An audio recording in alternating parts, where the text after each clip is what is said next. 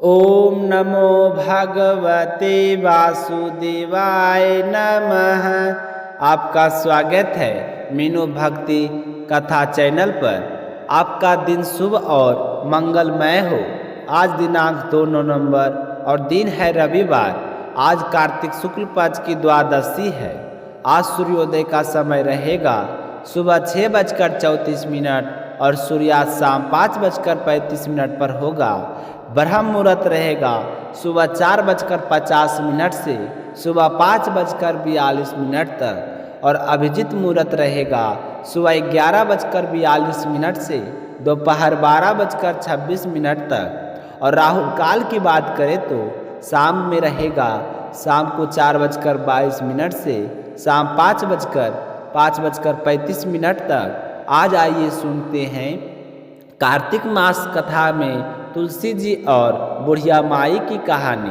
कार्तिक महीने में एक बुढ़िया माई तुलसी जी को सींचती और कहती कि हे तुलसी माता सबकी दाता, मैं तेरा बिरला सींचती हूँ, मुझे बहू दे, पीताम्बर की धोती दे, मीठा मीठा घास दे, बैकुंठ में बास दे, चटक की चाल दे, पटक की मौत दे, चंदन की गांठ दे, रानी सा राज दे, दाल भात का भोजन दे, 11 की मौत दे, कृष्ण की जी की कंधा दे। तब तुलसी माता यह सुनकर सूखने लगी। तब भगवान ने पूछा कि हे तुलसी माँ, तुम क्यों सूख रही हो? तो तुलसी माता ने कहा कि एक बुढ़िया रोज आती है और यही बात कहती है, मैं सब बात तो पूरा कर दूंगी, लेकिन कृष्ण का कंधा कहाँ से लाऊंगी? तो भगवान बोले, जब वो मरेगी तो मैं अपने आप कंधा दे आऊँगा। तो बुढ़िया माई से कह देना। बाद में बुढ़िया माई मर गई। सब लोग आ गए। जब माई को ले जाने लगे तो वह किसी से नहीं उठी। तब तक भगवान एक 12 बरस के बालक का रूप धारण करके आए और बालक ने सबसे कहा कि मैं कान में एक बात कहूँगा तो बुढ़िया माई उठ जाएगी। इसके बाद बालक ने बुढ़िया माई के कान में कहा, बुढ़िया माई मन की निकाल ले, पीताम्बर की धोती ले, मीठा मीठा घास ले, बैकुंठ का बास ले, चटक की चाल ले, पटक की मौत ले, कृष्ण जी का कंधा ले। यह सुनकर बुढ़िया माई हल्की हो गई और भगवान ने कंधा दिया और बुढ़िया माई को मुक्ति मिल गई। हे तुलसी माता, जैसे बुढ़िया माई की मुक्ति दी वैसे सबको देना। तो प्रेम से बोलिए तुलसी माता की जय हो। अब अपने सुनते हैं कार्तिक मास में सुने जाने वाली लपसी तपसी की कहानी। प्राचीन समय की बात है। एक गांव में लपसी और तपसी नाम के 2 सगे भाई रहते थे। दोनों बड़े भाई धार्मिक और ईश्वर के भक्त थे, परंतु उनके स्वभाव में थोड़ा अंतर था। तपसी दिन रात भगवान की तपस्या में लीन रहता था। भजन, ध्यान और उपवास में उसका जीवन बीतता था। वहीं लपसी प्रतिदिन भगवान के लिए सादगी पूर्ण भोग बनाता और विशेषकर लपसी आटे, घी और गुड़ से बनी मिठाई वह प्रेम पूर्वक भगवान को भोग लगाता था, भोजन कराता था। समय बीतता गया, पर एक दिन दोनों भाइयों में विवाद हो गया। तपसी बोला कि मैं बड़ा हूँ क्योंकि मैं निरंतर भगवान की उपासना करता हूँ। लपसी बोला कि मैं बड़ा हूँ क्योंकि मैं हर दिन प्रेम से भगवान को भोग लगाता हूँ। दोनों में झगड़ता इतना बढ़ गया कि बात समझ में ही नहीं आ रही थी कि कौन बड़ा है। उसी समय वहाँ देवर्षि जी नारद जी का आगमन हुआ।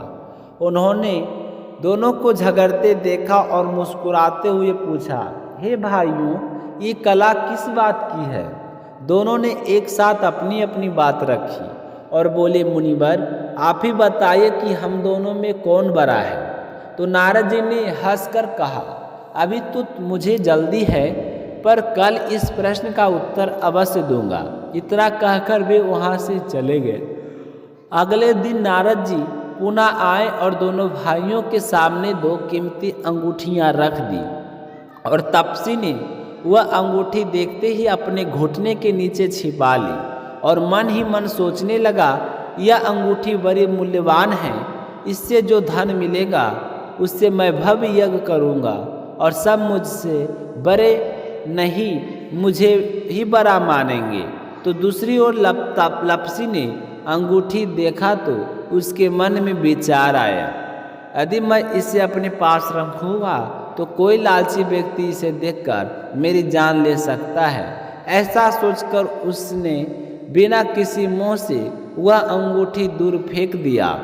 तब नारद जी मुस्कुराए और तपसी से बोले, हे तपसी, अपने घुटने के नीचे क्या है? तो तपसी ने लज्जा से घुटना उठाया तो वहाँ नीचे वही अंगूठी निकली।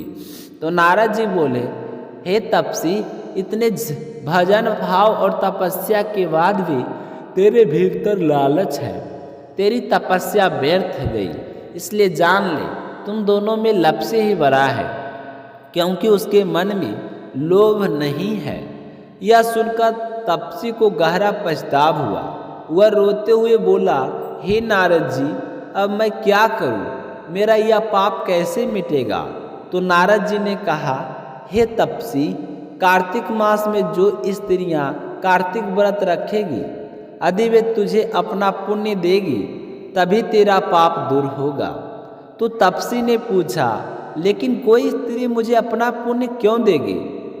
तो मुनिवर नारद जी बोले, सुनो, यदि कोई स्त्री गाय और कुत्ते के लिए रोटी नहीं बनाएगी, यदि कोई ब्राह्मण को भोजन कराकर दक्षिणा दिए बिना विदा कर देगी, यदि कोई साड़ी के साथ ब्लाउज नहीं देगी, यदि कोई दीपक से दीपक जलाएगा, यदि कोई व्यक्ति तुम्हारी ये कथा नहीं सुनेगा तो उनके सभी पुण्य तुझे प्राप्त होगा। और तभी से हर व्रत कथा के साथ लपसी और तपसी की कथा सुनना अनिवार्य हो गया है, क्योंकि बिना इस कथा के व्रत का फल अधूरा माना जाता है। अंत में सभी भक्त प्रेम से बोले, जय श्री विष्णु भगवान की जय हो। तो प्रेम से बोलिए विष्णु भगवान की जय हो। अब आइए सुनते हैं कार्तिक मास में भगवान पुराण का आज का अध्याय। श्री सुखदेव जी कहते हैं, इस प्रकार उद्धव जी के मुख से अपने प्रिय बंधुओं को विनाश का असह्य समाचार सुनकर परम ज्ञानी विदुर जी को जो शोक उत्पन्न हुआ उसे उन्होंने ज्ञान द्वार शांत कर दिया। तब भगवान श्री कृष्ण ने परिकों में प्रधान कहा, महाभागवत उद्धव जी बद्रिका आश्रम की ओर जाने लगे। तब पुरुष श्रेष्ठ उद्धव जी ने श्रद्धापूर्वक उनसे पूछा। विदुर जी ने कहा, उद्धव जी, योगेश्वर भगवान श्री कृष्ण ने अपने स्वरूप के गुण रहस्य को प्रकट करने वाला जो परम ज्ञान आपसे कहा था वह आप ही हमें सुनाइए, क्योंकि भगवान के सेवक तो अपने सेवकों का कार्य सिद्ध करने के लिए ही विचार करते हैं। तो उद्धव जी ने कहा, उस तत्व ज्ञान के लिए आपको मुनिवर मैत्रेय जी की सेवा करनी चाहिए। इस मृत्यु लोक को छोड़ते समय मेरे सामने स्वयं भगवान ने ही आपको उपदेश करने के लिए उन्हें आज्ञा दी थी। तो श्री सुखदेव जी कहते हैं कि इस प्रकार विदुर जी के साथ विष्णुमूर्ति भगवान श्री कृष्ण के गुणों की विचार चर्चा होने से उस कथा अमृत के द्वारा उद्धव जी का वियोग जनित महान ताप शांत हो गया। तो यमुना जी के तीर पर उनकी वह रात्रि एक क्षण के समान बीत गई।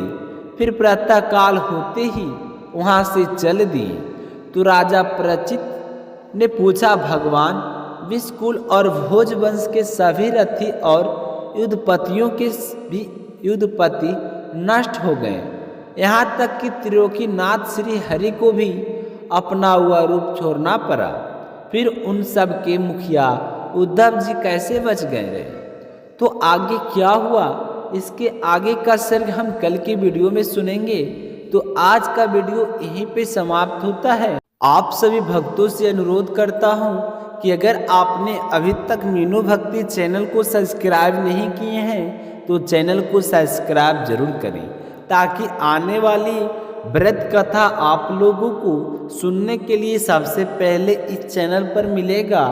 और मीनू भक्ति चैनल के परिवार आगे और बढ़ सके। तो मिलते हैं कल की वीडियो के माध्यम से। तो आज के लिए बस इतना ही।